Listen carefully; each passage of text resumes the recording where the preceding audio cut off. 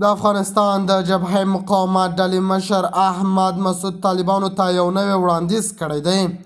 احمد مسعود افغانستان کې د ټاکنو ترسره کېدو وړاندیز کړی دی او له طالبانو یې همدغه غوښتنه کړې چې باید په افغانستان کې ټاکنې ترسره شي ترڅو موږ هم له جګړې لاس واخلو او افغانستان یو متحد جوړ کړو.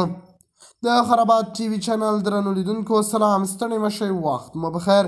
هیله لرم چې جوړ او روغ به یې. په سر کې یادونه کوم که خرابات ټي وي چینل مو نه وي سبسکرایب کړی، په درنښت سره خرابات ټي وي چینل سبسکرایب کړئ.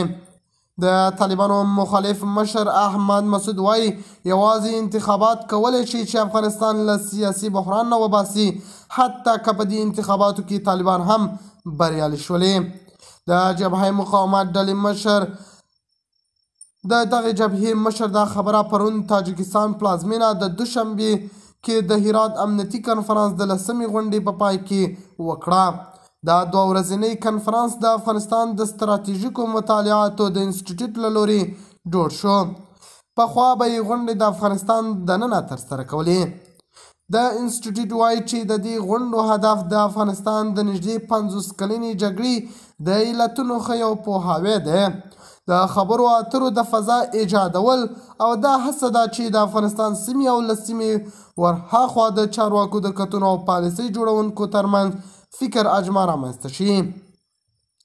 پر افغانستان د طالبانو له واکمن کېدو راوروسته دا د طالبانو تر ټولو سخت حکم دی چې د مشرتابه په لخوا یې د اجرا کولو امر کېږي.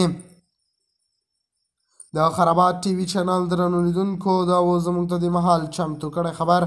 د نورو تازه خبرونو لپاره خرابات ټي وي چینل په درنښت سره سبسکرایب کړئ. د الله په امان، تر بیا ښې چارې.